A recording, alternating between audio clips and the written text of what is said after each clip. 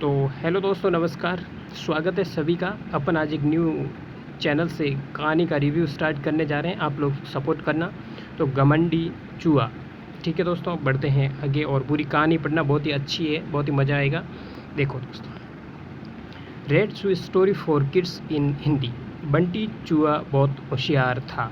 वह एक जंगल में रहता था।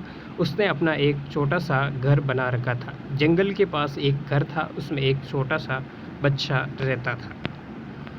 उस बच्चे के पास लॉन्ग बूट थे, लेकिन वह छोटे हो गए थे। उस लड़के ने वह फेंक दी। ठीक है। बंटी चूहा, अरे ये जूते तो बहुत अच्छे हैं, मैं इसमें आराम से सो सकता। बंटी चूहा एक जूते को घसीट कर अपने घर के नीचे ले आता है। दूसरा जूता लाने की उसकी हिम्मत नहीं थी, इसलिए वह उससे ही साफ करके उसमें अच्छे से सोने का बिस्तर बना लेता है। फूलों से उसे सजाता है। बंटी बहुत खुश रहता था।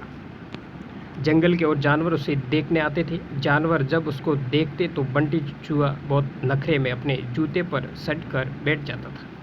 एक दिन नटखट कबूतर बंटी से मिलने आया। नटखट कबूतर, बंटी भाई बहुत सुंदर घर सजाया है, और इस जूते ने तो 4 चांद लगा रखे हैं। बंटी चूहा, सुन भाई, नज़र मत लगा, मैंने बहुत मुश्किल से इसे सजाया है। तुम जैसों की नज़र लगी तो ये ख़राब हो जाएगा। अच्छा। नटखट कबूतर, भाई मैं तो तुम्हें बधाई देने आया था, लेकिन लगता है तुम्हारा घमंड तो 7वें आसमान पर है।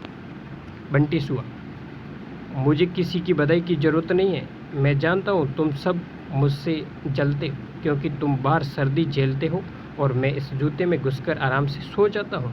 अच्छा।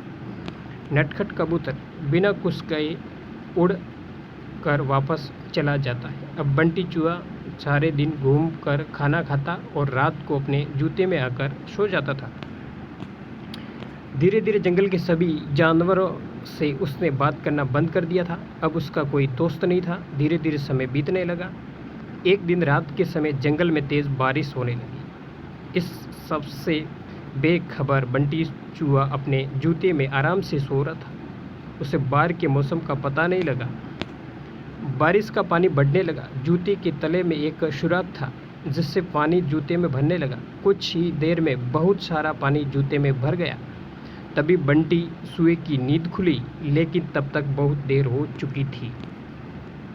पानी बढ़ता ही जा रहा था। उसे लगा कि वह अब मर जाएगा। बंटी चूहा ज़ोर ज़ोर से चिल्लाने लगा, लेकिन बारिश की आवाज़ में किसी ने उसकी आवाज़ नहीं सुनी। बंटी चूहे को अपनी मौत साफ नज़र आ रही थी। वह ज़ोर ज़ोर से उछलने लगा। उछलते उछलते वह जूते से बाहर निकलना चाह रहा था, लेकिन जूता इतना लंबा था कि वह बाहर निकल ही नहीं पा रहा था। इधर दूर एक घोंसले में नटखट कबूतर ने अपने बच्चों के साथ बैठा था। नटखट कबूतर, बच्चों, लगता है किसी के चिल्लाने की आवाज़ आ रही है, कोई मुसीबत में है। उसने बाहर निकल के देखा कि आवाज़ उस जूते से आ रही थी। वह तुरंत समझ गया कि बंटी चूहा जूते में फंस गया है। नटखट कबूतर बिना देर किए किसी तरह उड़कर वहाँ पहुँच गया। वह जूते के ऊपर बैठ गया। उसने देखा बंटी चूहा डूब रहा है। बंटी चूहा, कबूतर भाई मुझे बचा लो, नहीं तो मैं मर जाऊँगा। नटखट कबूतर, क्यों, तुम्हें तो इस जूते के सिवा किसी की ज़रूरत नहीं थी। बंटी चूहा, भैया बचा लो, मैं घमंड में आ गया था। ये सुनकर नटखट कबूतर उसे अपनी चोंच से पकड़कर खींचने लगा, लेकिन बंटी चूहे का वजन ज़्यादा था। नटखट कबूतर उसका वजन नहीं उठा पा रहा था। नटखट कबूतर, भाई रुको, मैं अभी बाकी जानवरों को बुलाकर लाता हूँ। नटखट कबूतर जंगल में जाता है, लेकिन सभी जानवर बंटी चूहे की मदद के लिए मना कर देते हैं। तभी रास्ते में उसे कालू कौवा मिलता है। वह उसके साथ आ जाता है।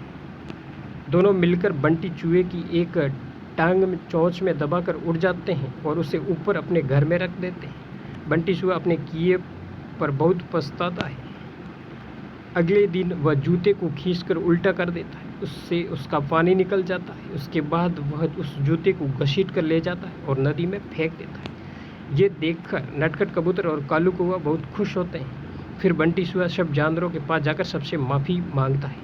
तो दोस्तों, ये थी कहानी। कैसी लगी आपको? तो इससे हमें शिक्षा ये मिलती है कि ज़िंदगी में कुछ भी कर लो, लेकिन घमंड कभी नहीं करना है। घमंड सबसे बड़ा घमंड सबसे बड़ी गलती है, तो घमंड नहीं करना चाहिए। ये हमें इस कहानी से ये शिक्षा मिलती है। ये काल्पनिक है दोस्तों, तो मैं आपके बीच में ऐसी कहानियाँ लेकर हाजिर होता रहूँगा। तो आप चैनल को सब्सक्राइब नहीं किया तो चैनल को सब्सक्राइब और वीडियो को लाइक कर लेना। मिलते हैं कल न्यू अपडेट के साथ।